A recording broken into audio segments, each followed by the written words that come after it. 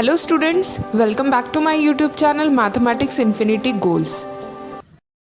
This question is from SET examination. So question is, let D be the rectangle such that ordered pair xy belongs to R square such that modulus x less than or equal to 1 and modulus y less than or equal to 1, and h and g are functions defined on D given by h of xy is equal to x into y square and g of xy is equal to y raised to 2 by 3, then question mark.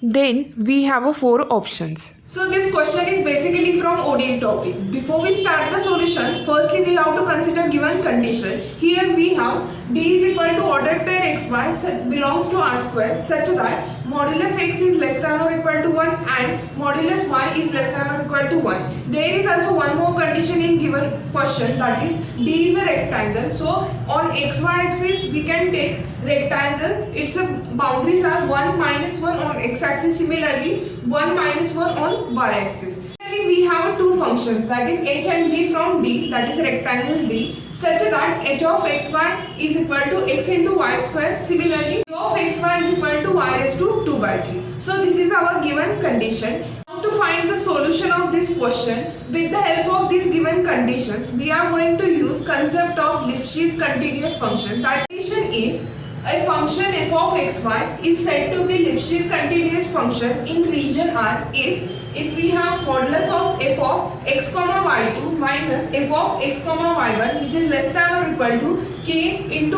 modulus of y2 minus y1, where this x, y2 and y1 which belongs to region R and this k is some positive constant. Now with the help of this condition, we are going to find h and g function is a Lipschitz continuous function or not.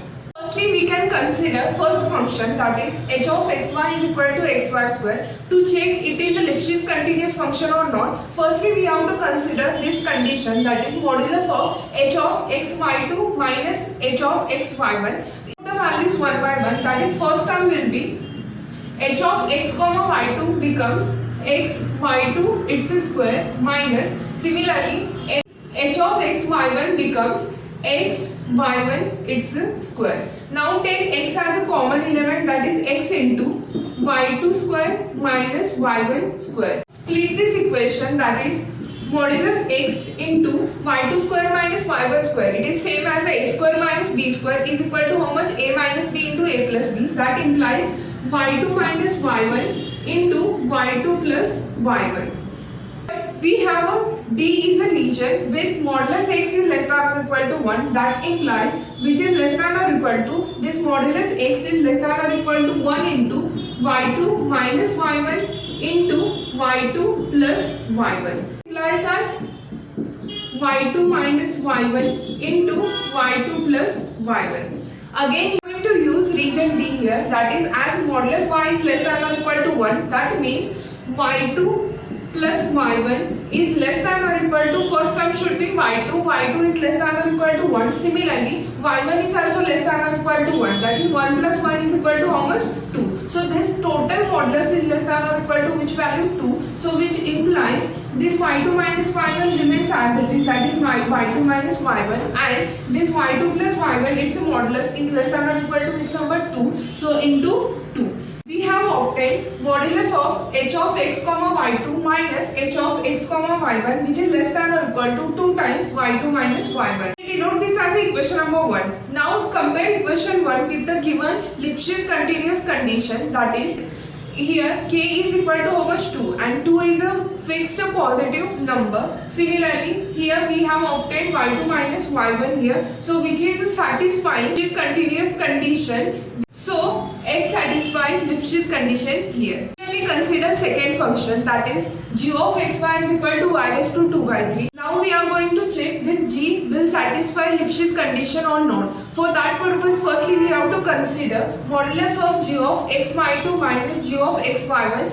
is equal to, term should be y2 raised to 2 by 3 minus g of xy equal to y raised to 2 by 3. So that implies g of xy1 becomes y1 raised to 2 by 3. You can clearly see we cannot write this modulus as less than or equal to k times y2 minus y1. This is not going to possible. We have now obtained this RHS, but this RHS cannot be written as k into y2 minus y1. So from this, G will not satisfy Lipschitz condition. Therefore, from first and second case, H is the only function which will satisfy Lipschitz condition. Now check in the option. Option number 1 is true.